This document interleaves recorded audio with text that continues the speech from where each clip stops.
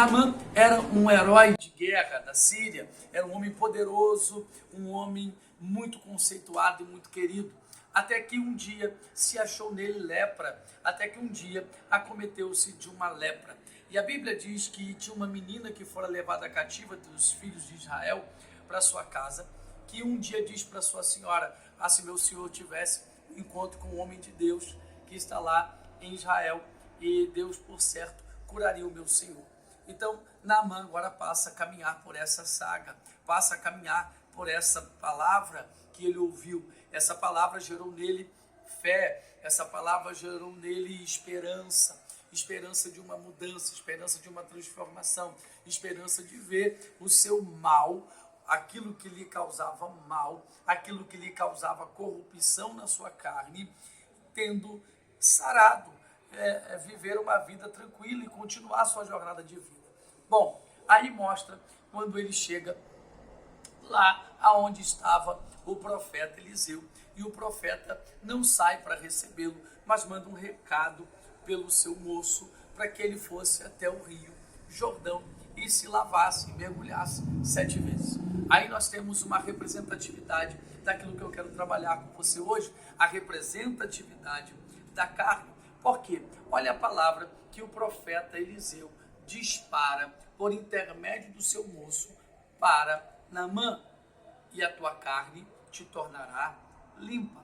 Ali está uma representatividade da humanidade, ou o mal instalado no homem.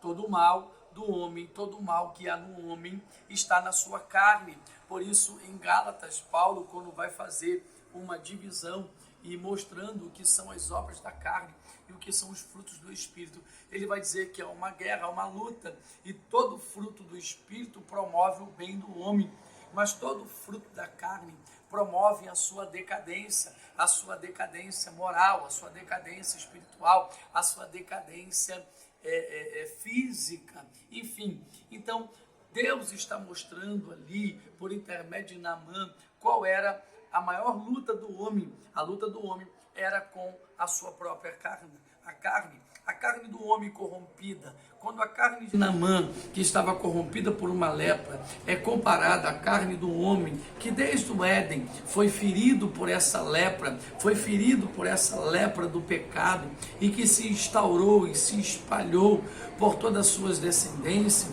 nós vemos que a carne pode se tornar limpa.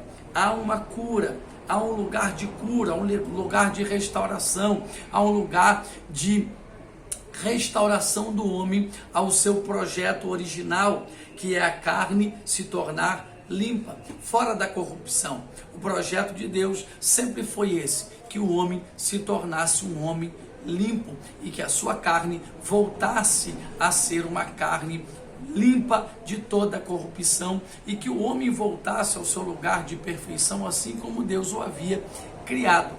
Bom, o grande problema, o dilema do ser humano sempre foi a carne e o seu estado de vida fora da vontade de Deus.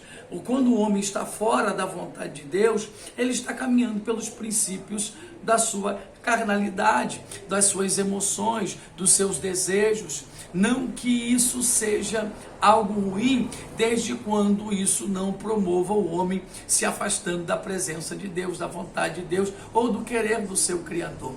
Aí o homem, quando cai lá no jardim do Éden, ele passa a ser criatura e deixa de ser filho e deixa de ser herdeiro.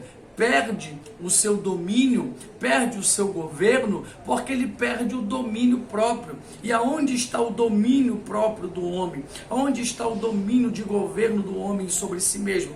Em Deus e na obediência à sua palavra, aonde nós podemos dominar sobre nós mesmos e temos a nossa consciência, o nosso espírito restaurado para Deus. É o que nós vemos aqui nessa imagem de Naamã, quando vai procurar a solução, mesmo já tendo procurado em muitos outros lugares, em outras circunstâncias, em outras situações.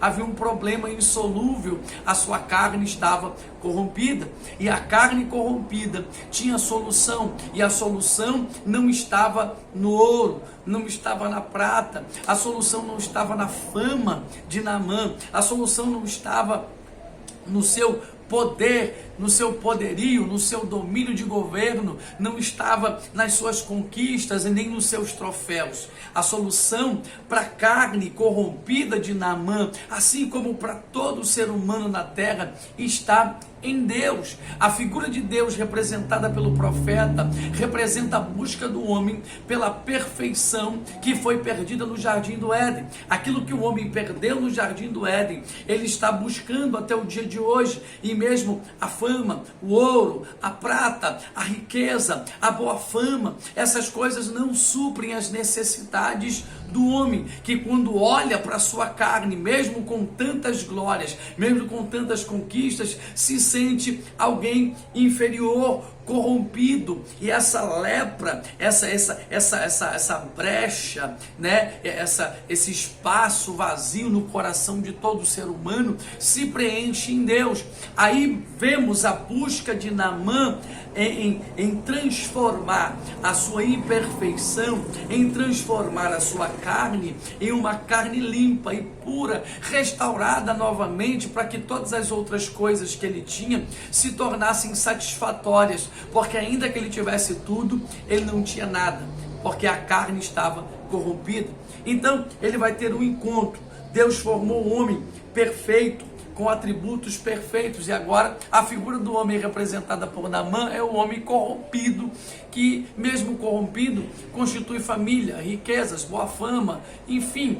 E tudo isso não é o suficiente, quando nós vemos que chegou um momento na vida de Naamã, que a história vai ser contada, que um homem que porém era leproso, que tantas qualificações boas, tantas coisas benéficas, tantas qualidades extraordinárias, porém leproso. O porém era o suficiente para tornar a vida de Naamã incompleta.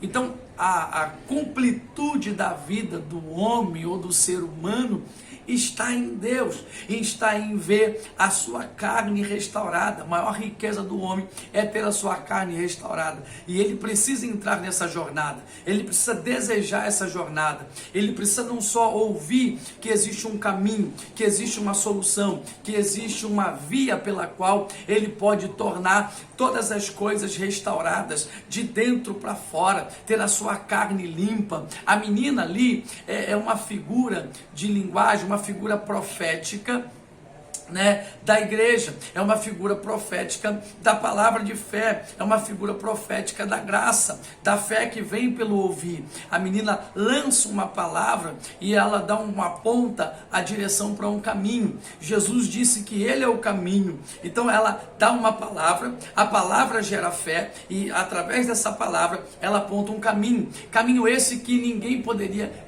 conduzir, ou ser conduzido, ou conduzir Naamã. Ele precisaria desejar, ele precisaria se colocar em direção a este caminho, a esse objetivo.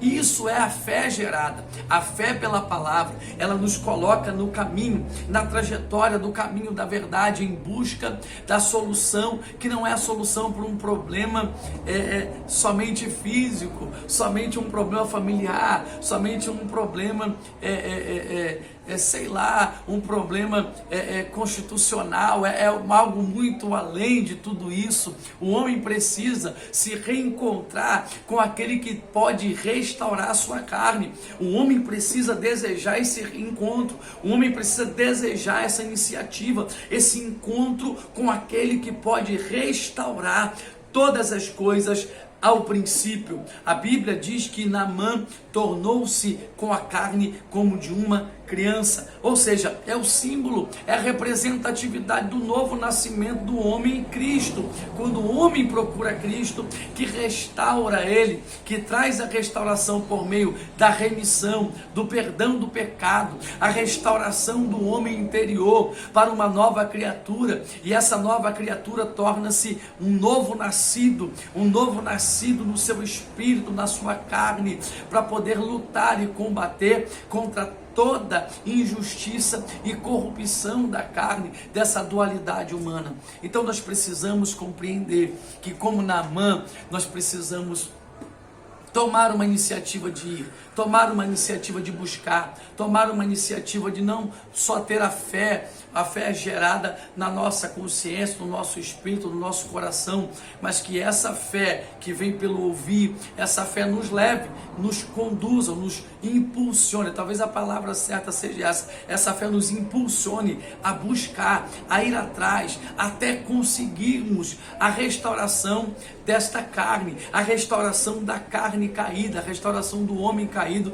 para um homem nascido de novo, para um homem que vai ter a sua pele, a sua carne restaurada como de uma criança recém-nascida, ou seja, o novo nascimento. Você precisa desejar esse novo nascimento, você precisa desejar essa nova vida, você precisa desejar essa nova história, esse novo tempo em Deus. É um desejo que precisa se tornar uma realidade por meio de uma busca.